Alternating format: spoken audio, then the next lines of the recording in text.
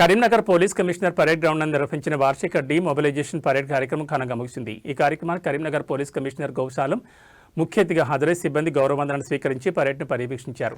అనంతరం పోలీస్ సిబ్బందిని ఉద్దేశించి సిపి ప్రసంగిస్తూ ప్రతి సంవత్సరం నిర్వహించే ఈ యాన్యువల్ మొబిలైజేషన్ కార్యక్రమం ద్వారా సిబ్బందికి వృత్తిపరమైన శిక్షణను పునరుద్ధరించడం జరుగుతుందని తెలిపారు.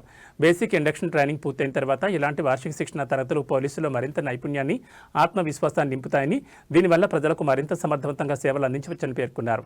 గత 4 వారాలుగా జరిగిన ఈ శిక్షణా కాలంలో సిబ్బందికి క్షేత్రస్థాయి విధులకు సంబంధించిన పలు కీలక అంశాలపై తర్ఫీదునిచ్చారన్నారు.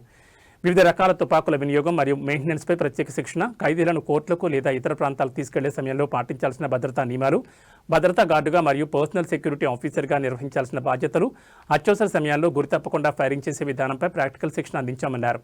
ఈ కార్యక్రమంలో అడిషనల్ డీసీపీలు వెంకటరమణ, భీమరావు, ఆర్ఐ పరిపాలన రజనీకాంత్, కమిషనరేట్ పరిధిలోని పలువురు ఉన్నతాధికారులు మరియు సిబ్బంది పాల్గొన్నారు.